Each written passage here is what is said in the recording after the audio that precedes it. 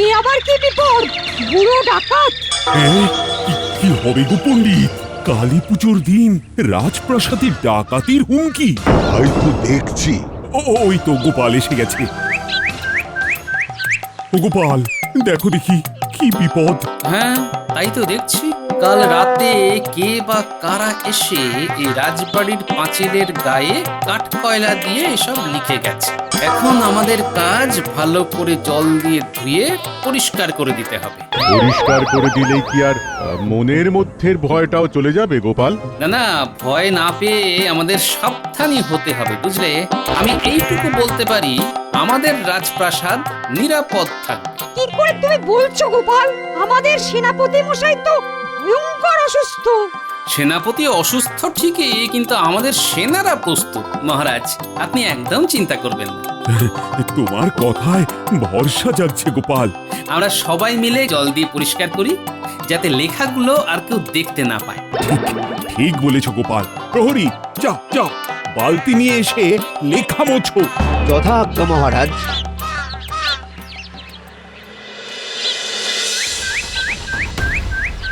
কালী পুজোর দিন রাতে আমার প্রাসাদে লুট করতে আসবে বুড়ো ডাকাত। এই বুড়ো ডাকাতটা কে? মন্ত্রী, তুমি কিছু বলতে পারো? এত বড় সাহস রাজবাড়ির দেওয়ালে? না মহারাজ, আমি বলতে পারবো না। আমি এই প্রথম নাম শুনলাম। মন্ত্রী, সেনাপতি অসুস্থ। এই অবস্থায় এই প্রাসাদ রক্ষা করার দায়িত্ব তোমার উপর। এই মাটি করেছি, ডাকাতদের সাথে লড়তে গিয়ে যদি শহীদ হয়ে যাই, তবে আমার বউটা তো কেঁদে কেঁদে অন্ধ হয়ে যাবে। এবার কি বলি? কি গো মন্ত্রী, তোমার মুখে কথা নেই কেন? বাকি হারা হলে নাকি? মন্ত্রী মশাই, এই তো সুযোগ। আপনি না বলেছিলেন আপনার দুটো হাত সমানভাবে চলে? মহারাজ, আপনি একদম নিশ্চিন্তে থাকুন। আমাদের মন্ত্রী মশাই আছে তো। মন্ত্রী মশাই বুড়ো ডাকাতকে দেখবেন, আর আমরা সবাই কালী পুজোয় থাকবো। গোপাল একদম ঠিক বলেছে মহারাজ। মন্ত্রীমশাই আমাদের রক্ষা কর্তা। সবাই মিলে আমাকে নিয়ে তামাশা শুরু করে দিয়েছে। আমাকে কিছু একটা ভাবতে হবে। গোপাল, এতক্ষণে মনটা বেশ হালকা লাগছে। মন্ত্রীর ওপর সব ভার দিয়ে কেমন নিশ্চিন্ত লাগছে। আমি মরছি নিজের জ্বালায়, নগেন আমার গোপ রেখেছে। তাহলে এবার কালী পুজো নিয়ে আলোচনা শুরু হোক। গোপাল, মন্ত্রী তো সৈন্য সামন্ত নিয়ে প্রাসাদ রক্ষা করবে, আর গোপাল তুমি পুজোর সব ব্যবস্থাপনায় থাকবে। ঠিক আছে মহারাজ, আপনি একদম ভাববেন না। সবই মায়ের ইচ্ছে। জয় মা কালী বলে সব কাজ উদ্ধার করব। আমার প্রথম কাজ, আজ পোটোর কাছে গিয়ে মায়ের মূর্তিটা দেখে আসবো।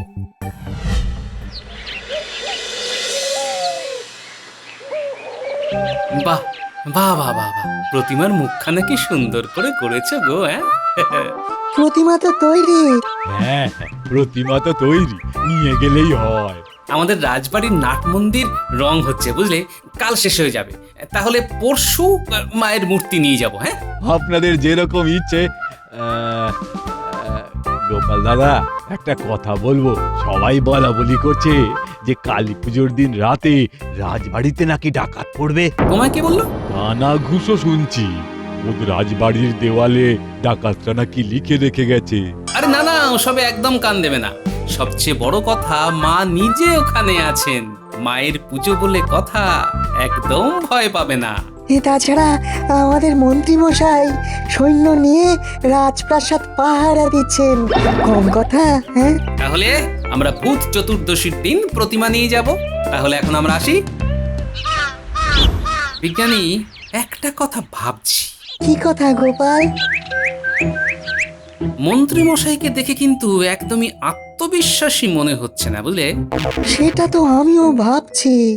এক্ষেত্রে কি করা উচিত বলে মনে হয়? বিজ্ঞানী, তোমার পেশাই যন্ত্রটা লাগবে, আর তার সাথে ওই লাল লাল।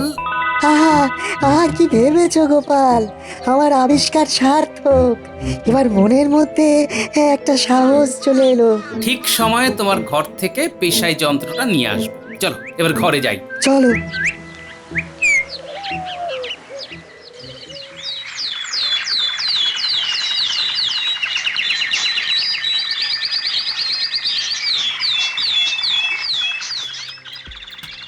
এই মিনু, তোমাদের বাড়ির সামনে এত ভিড় কেন গো? এ কি গোপাল দাদা, আর তোমার দেওয়ালে কি লিখে দিল? মা গো, এবার কি হবে গো?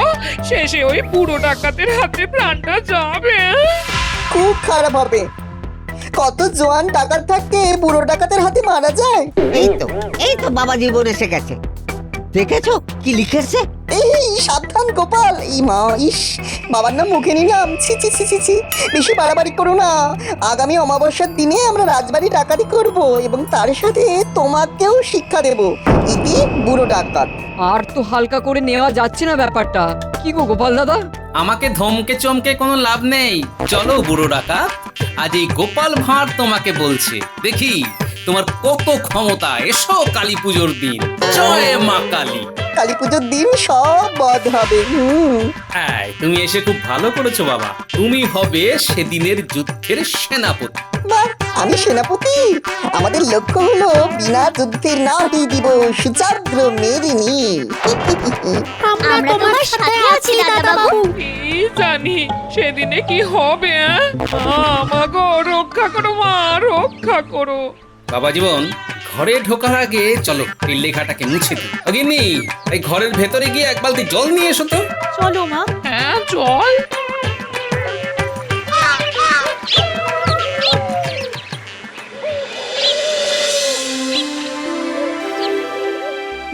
এ কি শুনছি গোপাল, তোমার বাড়ির দেওয়ালে বুড়ো ডাকাত হুমকি দিয়ে লিখেছে? কি হাতের লেখা মহারাজ! ওই লেখা অনুশীলন করার জন্য আমার বাড়ির দেওয়ালটা ওদের ভালো লেগেছে। তুমি কিন্তু খুব ঝুঁকি নিচ্ছ গোপাল। কে এক বুড়ো ডাকাত আমাকে ঝাঁকিয়ে চলে যাবে, আমাদের কালী পুজোর আনন্দ নষ্ট করবে, আর আমিও ভয় পেয়ে গুটিয়ে বসে থাকবো? সে ঘুরে বালি মন্ত্রী মশাই। পুজো হবে? মায়ের পুজো বন্ধ করবে একটা বুড়ো ডাকাত। ব্যাস, তাহলে আর ভয় নেই। কোথায় ডাকাত আসছে আগাম সতর্ক করে দিয়েছে, আর গোপাল এখানে ডাকাতকে নিয়ে মজা করছে। এই যে বুড়ো ডাকাত, সেটাই তো বুঝতে পারছি না। জানতে পারলে হতো। আচ্ছা ঠিক আছে, বুড়ো ডাকাতের আলোচনা সরিয়ে ফেলে আমরা আসন্ন কালী পুজো নিয়ে একটু কথা বলি। মহারাজ, বুড়ো ডাকাতকে ভুলে যান, মায়ের পুজোর কথা আমরা ভাবি। ঠিক বলেছ, সেদিন আমাদের কৃষ্ণনগর আলোয় আলোয় সেজে উঠবে। মা আসছে, সাজাবো মোরা প্রদীপ জ্বালাবো ঘরে, আধার যত দূর হয়ে যাক, জীবন উঠুক ভোরে। সাধ সাধ।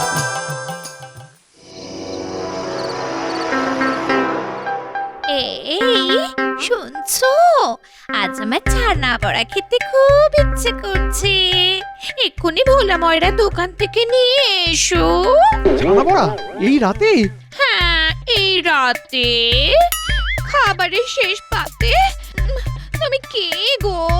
10টা নয়, 5টা নয়, একটা মাত্র গো, তাকেও অপছন্দ করছো? আমি কিচ্ছু জানি না, আমার ছানা বড়া চাই চাই চাই। সারা জীবনে আমি তোমার কাছে কি চেয়েছি? কয়েকটা ছানা বড়াই তো চেয়েছি। কি জ্বালা। আচ্ছা যাচ্ছি।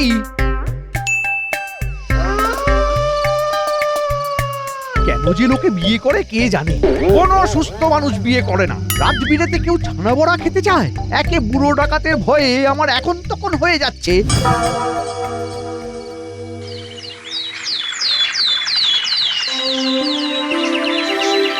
প্রথমে রাজবাড়ির দেওয়ালে লেখা, তারপর গোপালের বাড়ির দেওয়ালে, আর এখন মন্ত্রী নিখোঁজ।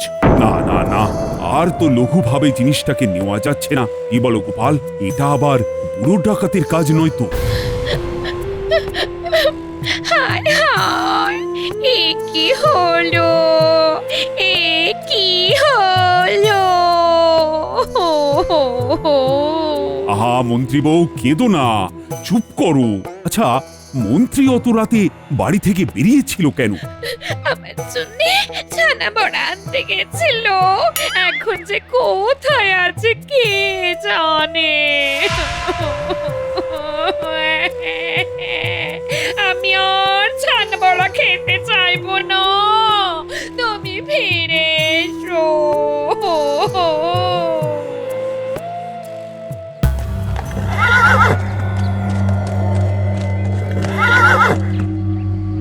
আমাকে এইভাবে নিয়ে আসার কি মানে?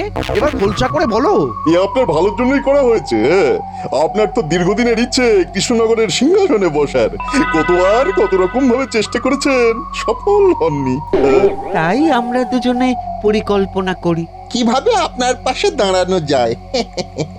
সুযোগ এসে গেল যখন শুনলাম সেনাপতি অসুস্থ, ব্যাস ছক করে নিলাম কি করতে হবে। হয়ে গেলাম বুড়ো ডাকাত। ঠিক করলাম ডাকাত হয়ে আক্রমণ করব রাজবাড়ি। মহারাজ সহ সবাইকে বন্দি করে আপনাকে রাজসিংহাসনে বসিয়ে আমরা দুজন আপনার মন্ত্রী হয়ে যাব। আর ভগবান তুমি? আমি বাইরে থাকবো, আমি লুট করব, ধনী হব, আপনি আমাকে কিচ্ছু করবেন না, কারণ আমি আপনাকে রাজা বানিয়েছি। কি রাজি? রাজি। তা এখন আমাকে কি করতে হবে? আপনি রাজসভায় যাবেন, ডাকাতের বিরুদ্ধে ভাষণ দেবেন, তারপরে আমরা লুটতে আসব, আপনি সৈন্যদের ছেড়ে রেখে গায়ে হাওয়া লাগাবেন, আপনার কাজ শেষ। বাহ, খুব ভালো, খুব ভালো। তাহলে এবার আপনি যান, কেউ জিজ্ঞাসা করলে বলবেন আমার কিচ্ছু মনে নেই। ব্যাস ব্যাস ব্যাস ব্যাস, বাকিটা আর আমাকে বলতে হবে না। অভিনয়টা আমি ভালোই করি জানো, তবে বটা ঘটা আর তোমাকে আমার কৃতজ্ঞতা জানাবার কোনো ভাষা নেই গো। তাহলে আপনি এখন মুক্ত, এখান থেকে সোজা যাবেন রাজসভায়।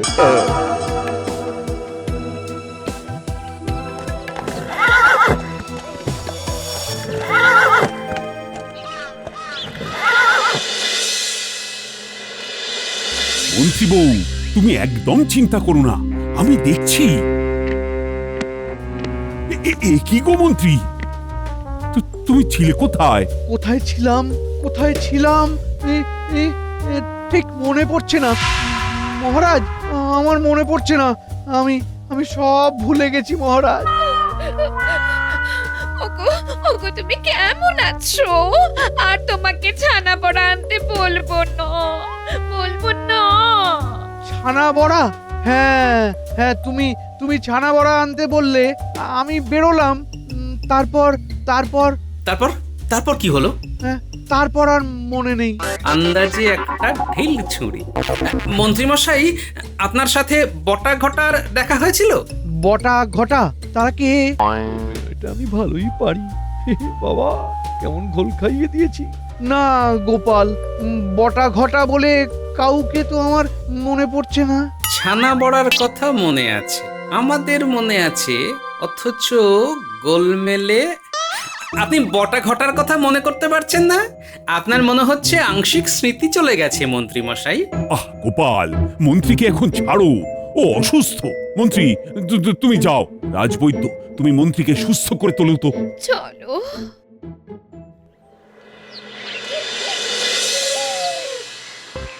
বিষয়টা বড় গোলমেলে লাগছে গোপাল। আমার তো মনে হয় বিষয়টা আরো সহজ হয়ে গেল। মানে? মন্ত্রী মশাই আর যাই করুন, উনি কিন্তু খুব কাঁচা অভিনেতা। উনি মহারাজকে ঘোল খাওয়াতে পারেন, কিন্তু এই গোপালকে ঘোল খাওয়াতে একটু অসুবিধে আছে। মহারাজ খুব মুষড়ে পড়েছেন। কাল প্রতিমা মণ্ডপে চলে এলেই মহারাজ আবার চনমনে হয়ে উঠবেন। কাল সকালে প্রতিমা আনতে যাব। চিন্তা করো না বিজ্ঞানী, তোমার পেশাই যন্ত্র আর আমার পরিকল্পনা দুটো মিলে গেলেই কিস্তিমাত।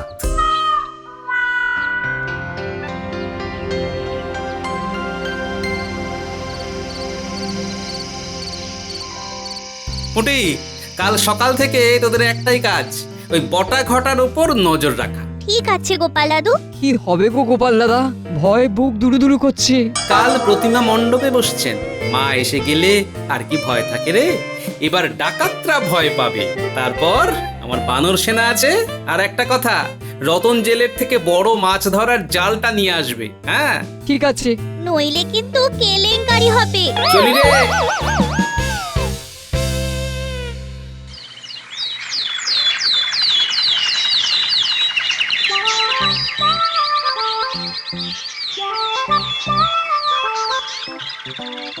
ইহে ঢাকি, মা এসে গেছেন, এখনো চুপ করে বসে আছো? কই বাজাও বাজাও, বাচ্চারা নাচবে, হুটোপুটি করবে। গোপাল, আমার কিন্তু ভীষণ চিন্তা হচ্ছে। তুমি জানো না, আমার ভেতরে কি ভয়ঙ্কর এক কষ্ট হচ্ছে। মহারাজ, কোনোদিনে এমন হয়েছে যে আমার জন্য এই কৃষ্ণনগর বিপদে পড়েছে? আপনি কিচ্ছু চিন্তা করবেন না মহারাজ, আপনি মায়ের পুজোতে মন দিন। মা আছেন, আর মায়ের সাথে মায়ের সন্তান গোপাল আছে। দেখি কার সাধ্য আমার মায়ের পুজো নষ্ট করে।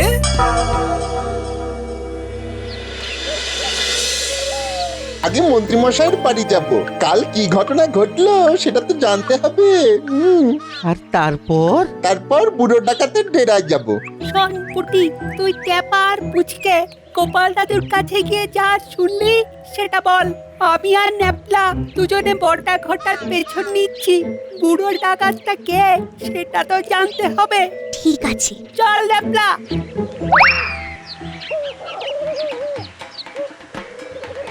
মহারাজ, আপনি দুশ্চিন্তা করবেন না, গোপাল খুব ভালো ভাবনা ভেবেছে। কি ভাবনা? রাশিকৃত চূর্ণ, এর চেয়ে বেশি আর বলবো না। আর এই রাশিকৃত চূর্ণের দায়িত্বে আছে আমার জামাই। ও গোপাল দাদু, এসেছিস? বল কি খবর এনেছিস? বটা কাকা আর ঘটা কাকা দুজনে ঘর থেকে বেরিয়ে মন্ত্রী মশাইয়ের বাড়ি গেল। তারপর ওরা বলল আগে মন্ত্রীমশাইয়ের বাড়ি যাব, আর তারপর তারপর বুড়ো ডাকাতের ডেরায় যাব। তারপর উল্টে আর ন্যাপলা দুজনে বটা ঘটার পিছু নিয়েছে ওই বুড়ো ডাকাতটা কে সেটা জানবার জন্য। জয় মা কালী! দেখলেন তো মহারাজ, কি বলেছি? মা নিজের পুজো নিজেই করিয়ে নেবেন। আজ ভূত চতুর্দশী, বাতি দিয়ে সাজাতে হবে তো।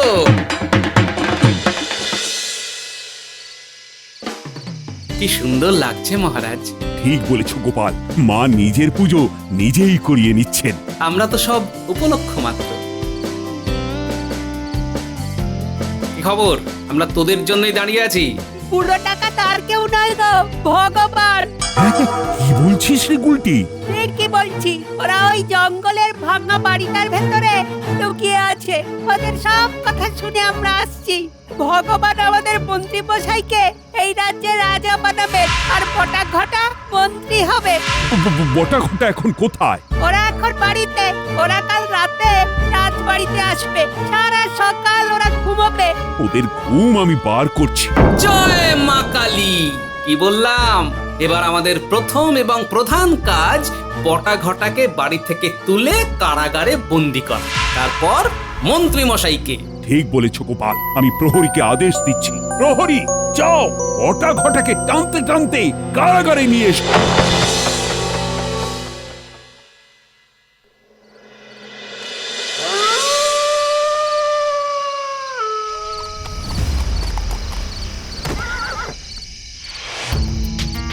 ওরা আসছে। বাবা জীবন, তুমি প্রস্তুত তো? হ্যাঁ বাবা, আমি একদম ফুটছি, টকবক টকবক টকবক করে। কি রে, আমাদের প্রাসাদ লুট করার জন্য সিংহ দরজা খোলা রেখেছে? কই মন্ত্রী মশাই তো এরকম করবেন সেটা তো বলেননি। এই চল ভেতরে ঢুকি, ভেতরে বটা ঘটা আর মন্ত্রী মশাই আছে।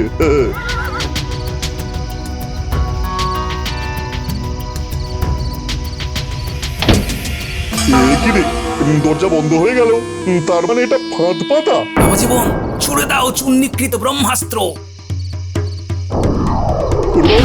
উড়িবাড়ি কি চলছে রে? এই চোখ জ্বলছে, উড়ি বাবা চোখ জ্বলছে, এই চোখ জ্বলছে।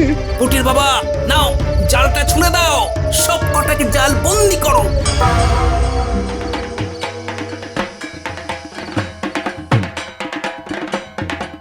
জয় মা কালী! বিপদ কাটিয়ে দাও মা। মহারাজ, এই আপনার বুড়ো ডাকাত। শোনো হে বুড়ো ভগবান, মায়ের পুজোর দিনে ছেলে খেলা একদম করতে নেই। মা সব ক্ষমা করেন, কিন্তু ভক্তের উপর আঘাত একদম ক্ষমা করেন না। এদের সবাইকে কারাগারে নিয়ে যাও, পরে এদের বিচার হবে। নাও নাও, কারাগারে গিয়ে মন্ত্রীকে রাজা বানিয়ে বটা ঘটাকে মন্ত্রী বানিয়ে রাজত্ব করো। মহারাজ খুব ভুল হয়ে গেছে, মহারাজ খুব ভুল হয়ে গেছে। চুপ! কারাগারে গিয়ে সবাই মিলে কান্নাকাটি করো। চলো এবার আমরা পুজো দেখতে যাই।